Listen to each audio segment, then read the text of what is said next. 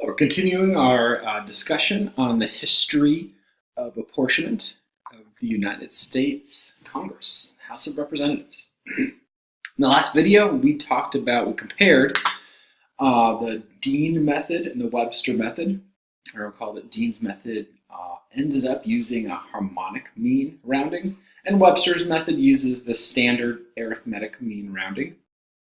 And before we go on, I just want to note that Dean's method actually was never used. It was proposed and debated, but it never was used to apportion Congress. Webster's method was used, but it was fairly short-lived. It was just used for, I think, about 15, 20 years in the 1800s. So in the 1830, again, going back to the debate, up until 1830, the Hamilton method was used, the quota method, but then that was abandoned because it favored large states with large populations. And as we'll see, some paradoxes kind of come into play. We'll talk about those momentarily. So after the 1930 census, four methods were up for debate. The Jefferson method, Adams method, Dean's method, Webster's method. So I want to look at an example. I know there's a lot of information on here, so don't worry about reading everything. I want to focus on what does this come from? Where does this data come from? It's the 1810 census. So I'm just going to use this as an example. And here were all the states in the Union. And, let's go back here. This D, that's for divisor, 35,000. What does this number represent? This is the number of citizens, roughly, each representative should represent. So this is that divisor method. And then you have to get a quotient. So how do you get this quotient? You take the population and you divide it by the divisor. And the debate then come down to, what do we do with these decimals right here? We'll do the decimals. And don't forget, the quota rule says, say for Connecticut, they should get either 7 or 8 representatives. That would be that quota rule. And Jefferson, his method said just chop off all the decimals. On the flip side of that, Adams proposed always round up, always round down versus round up. And Adams' reasoning was more representation is good. It's better to have more representation for the citizens.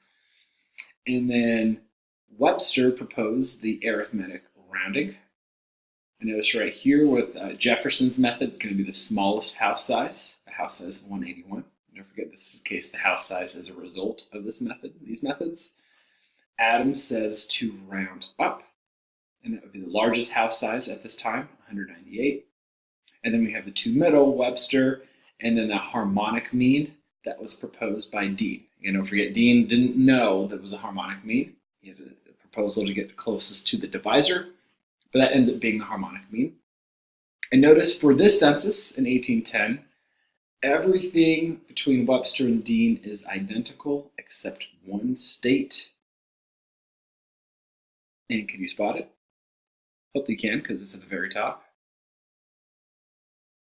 Connecticut. Connecticut's the only state where the arithmetic rounding and Dean's rounding, harmonic rounding, make a difference.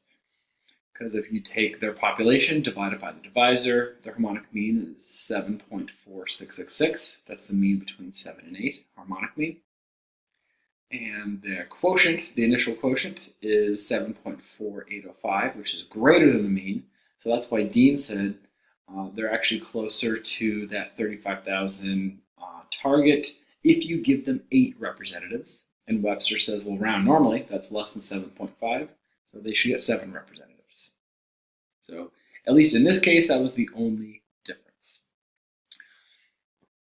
All right, so again, Webster's was used, but it was a very short time. And about 10 years later, 1840, the apportionment debate began again with a political game called divisor. On one day, at the time, there was 242 House members.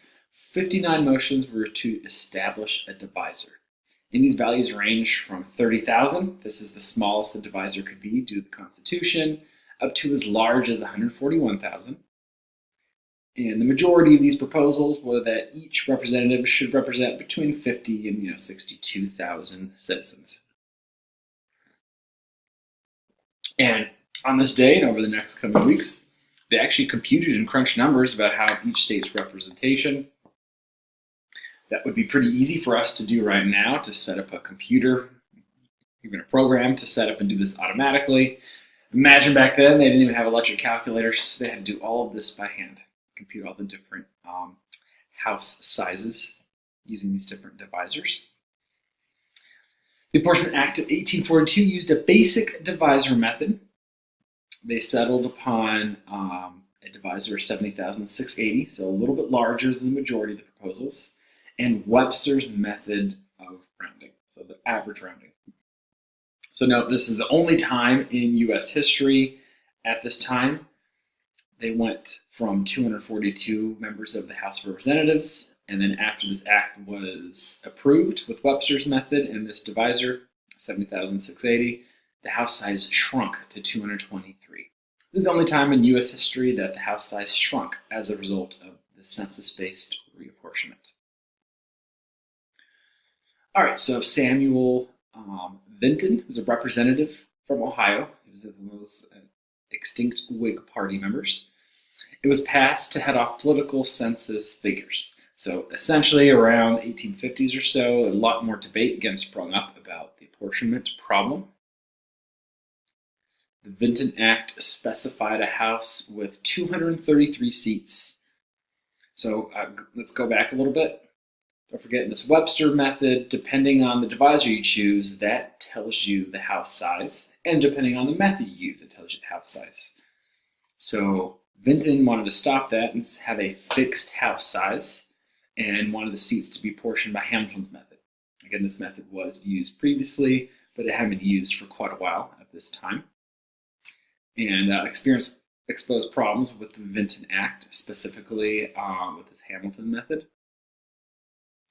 And the reason is you get some very counterintuitive paradoxes could pop up. So if you use this quota method, the Hamilton method, you can get the Alabama paradox, the population growth paradox. We'll talk about that a little bit more in these videos, and definitely in the next couple of weeks. Okay, so the Alabama paradox may occur when applying this Hamiltonian quota method. It states when the number of House seats is increased, a given state's apportionment may decrease. So let's look at a kind of very exaggerated example. So this is from the 1890 census, doomed Hamilton's method. If we look at the state of Maine, if the House size is the number of representatives, if the House size was anywhere between 350 and 382, they had 3 representatives. That seems reasonable. Maine's not a very big state in terms of population. And if the House size increased to 383, 84, 85, they got 4 representatives. Again, that makes sense. Bigger House size, there's more chance they're going to get one of those extra seats.